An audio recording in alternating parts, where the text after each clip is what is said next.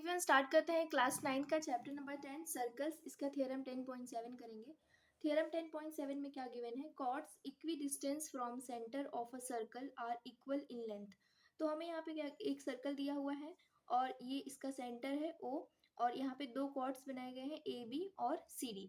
अब क्या बोला है थ्योरम में, हमें गिवन क्या है और हमें प्रूफ क्या करना है वो समझते हैं पहले। देखो, कॉर्ड्स इक्वी डिस्टेंस, ये जो कॉर्ड्स हैं AB और CD ये इक्वी डिस्टेंस है, मीन्स बराबर डिस्टेंस पे है। कहाँ से बराबर डिस्टेंस पे है? From the centre.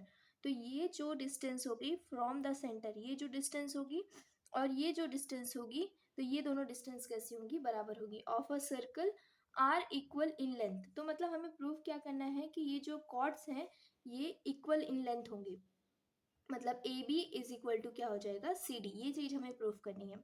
ओके, तो सबसे पहले मुझे जो गिवन में दिया है मैं वो लिखूंगी।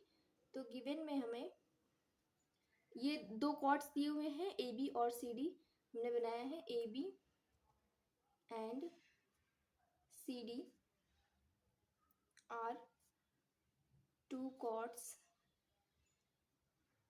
Of a circle.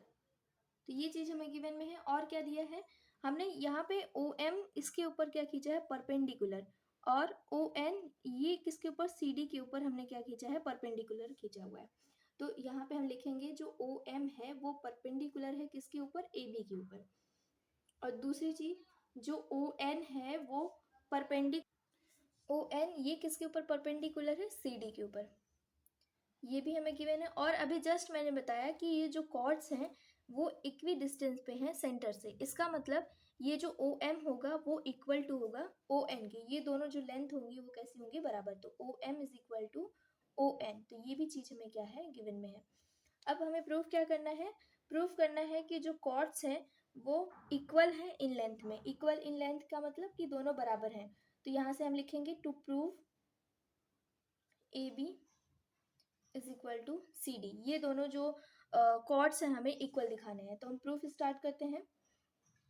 प्रूफ में हम क्या करेंगे? इन दोनों ट्राइंगल को कॉन्ग्रुएंट दिखाएंगे। तो इन triangle O A M and triangle O C N, इन दोनों ट्राइंगल में हमें क्या क्या मिल रहा है? एक तो ये 90 डिग्री मिल रहा है।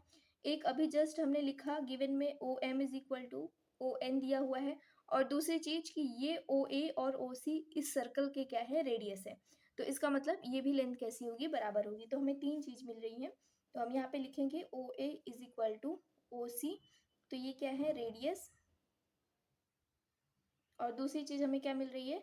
एंगल मिल रहा है। और नहीं तो हम O M is equal to O N, ये चीज हमें क्या गिवन है? दोनों लेंथ बराबर है। और तीसरी चीज हमें मिल रही है ओ एम ए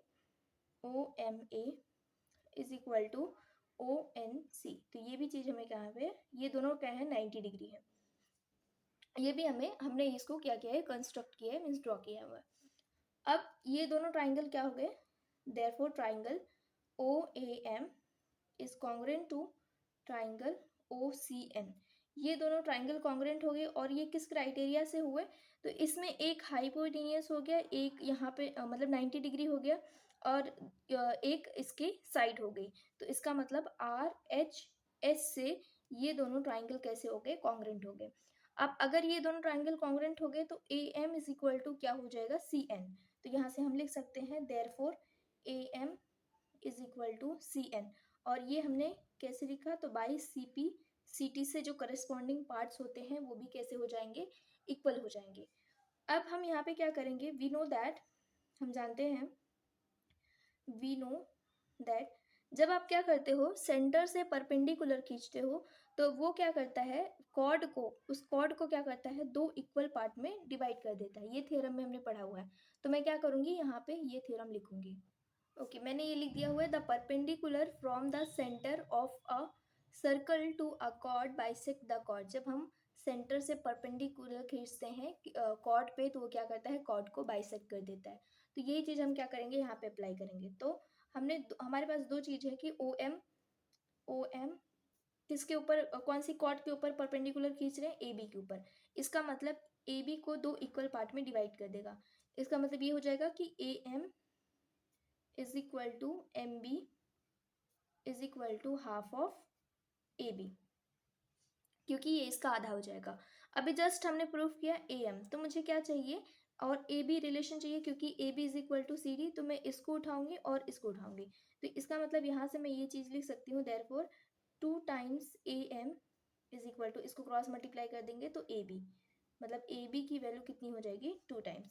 सिमिलरली इसी तरीके से हम करेंगे, जो हमारा ओ एन है वो किसके ऊपर परपेंडिकुलर है, सी डी के ऊपर, तो ये सी डी को बाइसेक्ट कर देगा, तो सी डी मतलब C N is equal to N D, ये दो इक्वल पार्ट में डिवाइड कर देगा, C D is equal to N D, ये किसका हाफ हुआ, सी डी का। तो अगर मुझे ये सी डी की वैल्यू चाहिए तो मैं क्या करूँगी, इसको यहाँ पे क्रॉस मल्टीप्लाई, देयरफॉर यहाँ से 2 times C N is equal to क्या हो जाएगा, सी डी, ये मिल गया। अब हमारे पास जो गिवन में है ओ एम, यहाँ पे हमने जो प्रूव किया है A M is equal to C N, तो इसी को हम यूज़ करेंगे। तो मैं यहाँ पे लिखूंगी now A M is equal to क्या है, सी एन, जो कि हमने ये प्रूव किया हुआ है। तो मैं क्या करूँगी, यहाँ पे दोनों साइड में 2 से मल्टीप्लाई करूँगी, तो 2 A M is equal to 2 C N, क्योंकि 2 से मल्टीप्लाई करोगे, मैथमेटिक्स का रूल है कि अगर दोनों साइड करते हो तो ये देखो कैंसिल होके वापस ये चीज़ आती है। तो यहाँ पे 2 टाइम्स ए एम किसके बराबर हो गया, देयरफॉर ए बी, और 2 टाइम्स सी एन किसके बराबर हो गया, सी डी के। तो यहाँ से ये दोनों जो कॉर्ड्स हैं वो कैसे हो गए, इक्वल दिख गया। यही चीज़ हमें क्या करनी थी, प्रूफ करनी थी।